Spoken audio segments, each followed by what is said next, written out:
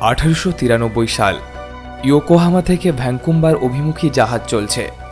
এই জাহাজে রয়েছেন বহু যাত্রী, তার মধ্যে রয়েছেন 2 জন ভারতীয়। একজন মধ্যবয়স্ক পার্সি ব্যবসায়ীর সঙ্গে আলাপ হলো মাথায় পাগড়িওয়ালা গেরুয়া পোশাকের বছর 30-এর এক বঙ্গ সন্তানের সঙ্গে। সেই দিনের পড়ন্ত বেলায় জাহাজের ডেকে জমে উঠেছিল তাদের আড্ডা। প্রায় 24 বছরের ছোট্ট সন্ন্যাসীর কাছ থেকে এমন অভিমত পেয়ে বেশ অভিভূত হন ওই ব্যবসায়ী। এদের একজন স্বামী বিবেকানন্দ এবং অন্যজন হলেন আধুনিক ভারতবর্ষের শিল্পের জনক জামশেদজি টাটা। সেই আলাপের মধ্যেই লুকিয়েছিল ভারতবর্ষের অন্যতম শিল্প প্রতিষ্ঠান টাটা গ্রুপ তৈরির বীজ। কিন্তু কিভাবে, কি এমন কথা হয়েছিল জামশেদজি টাটার সঙ্গে এবং ভারতের দর্পণ স্বামী বিবেকানন্দের মধ্যে? জামশেদজি টাটা কিভাবে উদ্বুদ্ধ হলেন এমন বিরাট মাপের শিল্প গড়ে তোলায়, তা নিয়ে আজকের আমাদের এই আলোচনার বিষয়। তো চলুন দেরি না করে শুরু করা যাক। সেই সমস্ত তথ্য তুলে ধরা যাক আপনাদের কাছে ইতিহাসের পাতা থেকে। Welcome to Bunch of Fact. Bunch of ফ্যাক্টে আপনাদের সবাইকে স্বাগত। স্বামী বিবেকানন্দ চলেছেন শিকাগো বিশ্ব মহাধর্ম সম্মেলনে যোগ দিতে, আর বাণিজ্যের উদ্দেশ্যে মার্কিন মুলুকে পাড়ি দিয়েছিলেন টাটা। সেই দিনের আলাপচারিতার জেরে জামশেদজি উৎসাহিত হয়েছিলেন দেশে ইস্পাত কারখানা এবং শিক্ষা প্রতিষ্ঠান গড়ার। 2 ভারতীয়ের আলোচনায় উঠে এসেছিল এদেশের ভবিষ্যৎ অর্থনীতি ও বাণিজ্যর প্রসঙ্গ। স্বদেশী উৎপাদনের প্রয়োজনীয়তা বোঝাতে গিয়ে টাটাকে স্বামীজি পরামর্শ দেন, জিনিস কেনা বেচায় কমিশন আছে ঠিকই, কিন্তু নিজের দেশে কারখানা গড়তে পারলে সেই কমিশনের তুলনায় মুনাফা অনেকটা বেশি হয়। আবার কারখানা করলে কর্মসংস্থানও হবে। তিনি জানিয়েছিলেন অনেকটা ভালো হবে যদি পশ্চিমের প্রযুক্তিকে ব্যবহার করা যায় ভারতের জনগণের মধ্যে। আলোচনায় জামশেদজি টাটা সেই সময় বিবেকানন্দকে জানিয়েছিলেন তার ভারতে ইস্পাত আনার পরিকল্পনার কথা। সে কথা শুনে বিবেকানন্দ তাকে বোঝান ইস্পাতের প্রযুক্তির 2টি অংশ, একটা হলো ইস্পাত বিজ্ঞান আর অন্যটি হলো উৎপাদনের প্রযুক্তি। কোনটা তিনি দেশে আনতে চান? কঠিন প্রশ্ন ভাবিয়ে তোলে জামশেদজিকে। তারপর তিনি এই কথাটি ভাবতে থাকেন এবং তখন তার মনে পড়ে এর আগে যখন তিনি ইংল্যান্ডে গিয়েছিলেন তখন প্রযুক্তি নেয়ার কথা উঠেছিল।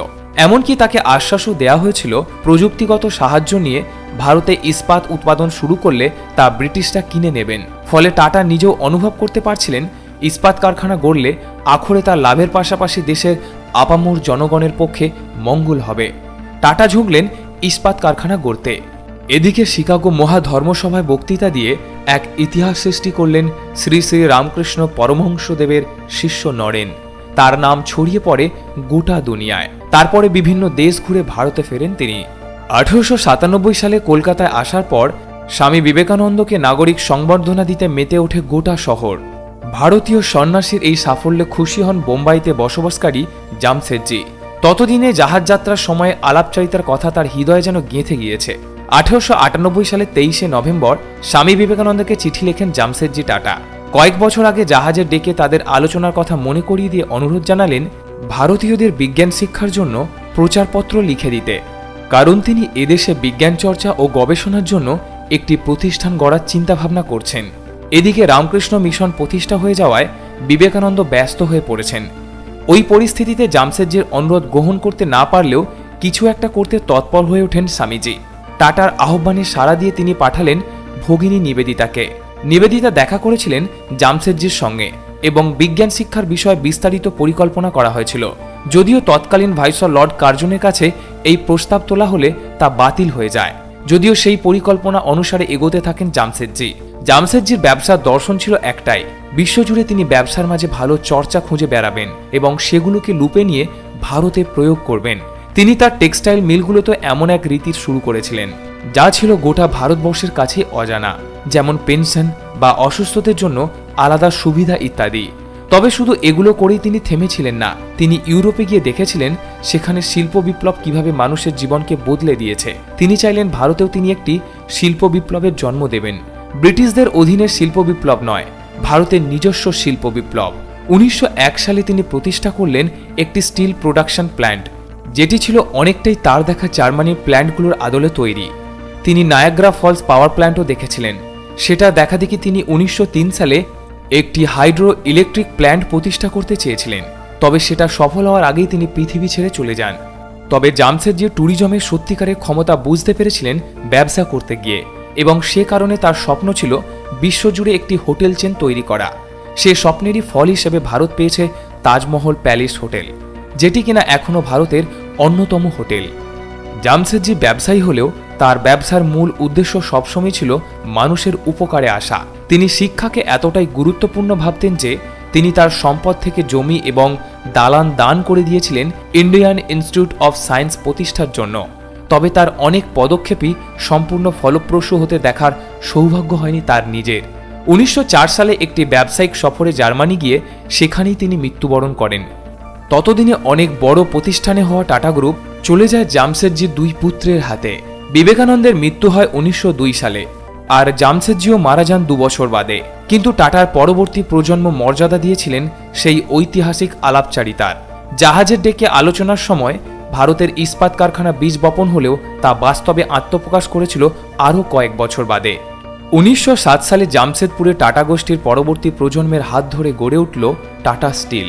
সময়ের সঙ্গে তাল মিলিয়ে কারখানাটি এগিয়েছে এবং একটি বহুজাতিক সংস্থায় পরিণত হয়। পাশাপাশি এই শিল্পগোষ্ঠীর ডালপালা ছড়িয়ে পড়ে দেশে বিদেশে। ঠিক তেমনই টাটাদের উদ্যোগে বিজ্ঞান চর্চা ও গবেষণার জন্য প্রতিষ্ঠানটি শেষমেশ বাস্তবায়িত হয়েছিল বিবেকানন্দ এবং টাটার মৃত্যুর পর। 1909 সালে গড়ে ওঠে টাটাদের উদ্যোগে ইন্ডিয়ান ইনস্টিটিউট অফ সায়েন্স, যা আজ দেশের গর্ব। পরবর্তীকালে শিক্ষাক্ষেত্রে টাটা গোষ্ঠীর উদ্যোগে Tata Institute of Social Science এবং Tata Institute of Fundamental Research, যেটা গড়ে উঠেছিল 1940 সালে। আর এটাই গবেষণাধর্মী প্রতিষ্ঠান পেয়েছে এদেশে। এখন টাটা ভারতীয় কোম্পানি হলেও তাদের আয় হয় সারা বিশ্ব থেকে। আপনি জানলে অবাক হবেন, পুরো টয়োটা, কোকাকোলা, ফেসবুক, মাইক্রোসফট এবং গুগলের কর্মচারীর সংখ্যা যোগ করলেও তাদের কর্মচারীর সংখ্যা সমান হবে না। যোগাযোগ, পরিবহন, খাদ্য, বিনোদন, শিক্ষা সর্বক্ষেত্রেই তাদের সমান পদচারণা। এবং এই সব কিছু সম্ভব হয়েছিল কিছু মানুষ হাল না ছেড়ে সাহসী এবং দূরদর্শী সিদ্ধান্ত নিয়েছিল বলেই। তাই টাটার ইতিহাস আমাদের শিক্ষা দেয় সময়োপযোগী সাহসী সিদ্ধান্ত নেবার এবং হাল না ছেড়ে আরও শক্ত করে হালটা ধরার। এই শিক্ষাটি কেরিয়ার কিংবা ব্যক্তিগত জীবন উভয় ক্ষেত্রেই প্রযোজ্য। বর্তমান টাটা গ্রুপের কর্ণধার রতন টাটা প্রতিটি ব্যবসায়িক জীবনের আদর্শ। টাটা গ্রুপকে দেখেই অনেকে সদ্য পড়াশোনা শেষ করা ছেলেমেয়েরা চেষ্টা করেন নিজের একটি ব্যবসা গড়ে তুলতে, যা হয়তো পরবর্তীতে পরিণত হবে একটা মহীরূপে। এই ছিল ইতিহাসের পাতা থেকে টাটা গোষ্ঠী কিভাবে শুরু হয়েছিল তার পুঙ্খানুপুঙ্খানু তথ্য।